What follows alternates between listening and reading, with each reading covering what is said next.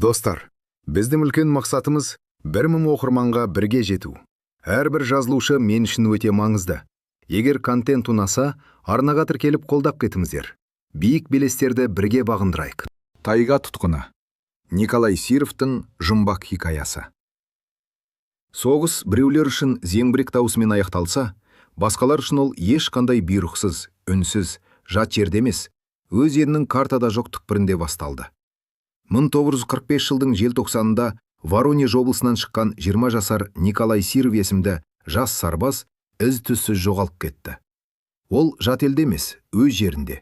Бірақ жолы да, картасы да жоқ. Үміті үзілген жабайы табиғаттың құшағында қалды. Ол жерде жылдар мен күндер маңызын жоғалтты. Ол жалғыз емес еді.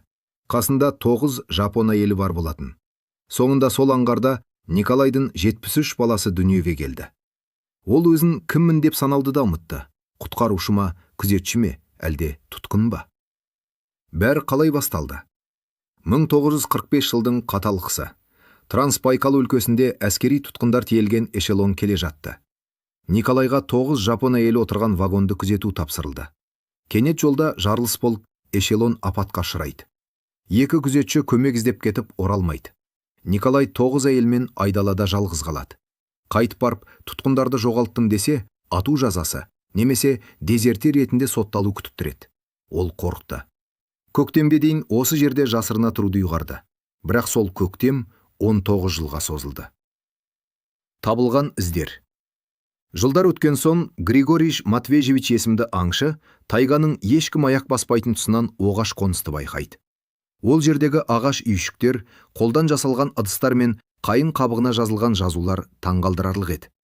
Қабырғаларда балалар салған суреттер, күн, ағаш және орысша жапонша аралас жазылған есімдер. Бірақ адамдар жоқ еді. Тек үнсіздік пен тастағы 73 белгі кертік қана қалған. Николайдың оралуы. Көп ұзамай полиция бөлімшесіне үсті басы алба-жылба, сақалы белден келетін, көздері күнге шағылысып кеткен бір адам келеді. Мен Николай Сировпын дейді ол. Оның сөйлеу мәнері де, ойы да мүлдем өзгеше еді.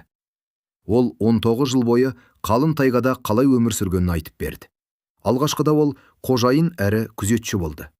Әйелдер оған бағынды. Өйткені ол жалғыз ер адам әрі аман қалудың кепілі еді. Бірақ уақыт өте келе бәрі өзгерді. Әйелдер күшейіп, өз бетінше аң аулауды, егін егуді үйренді. Николай олар үшін билеуші емес, тек қатардағы бір мүшеге айналды. 73 бала мен 9 әйел. Николайдың айтуынша, ол жерде ешқандай заң да күнә де болмаған. Тек аман қалу түйсігі ғана жұмыс істеді. Ол әйелдермен бірге өмір сүрді, балалар туылды. Ол әр бала туылған сайын тасқа белгі салып отырған. Олар менен күштірек болып кетті деп мойындады Николай. Әйелдер оны тыңдауды қойып, тіпті кейде оған дауыс көтеріп, жұмыс істетіп қоятын болған. Соңында ол өзін артық сезініп, қашып шыққан. Тергеу және сот. Тергеуші Руденко бұл оқиғаға басында сенбеді, бірақ тайгаға барғанда Николай айтқан мекенді тапты. Үйлер бос еді, бірақ пештің күлі әлі суымаған. Әйелдер мен балалар Николайдың қашып кеткенін сезіп, іздерін жасырып, орманның тереңіне сіңіп кеткен.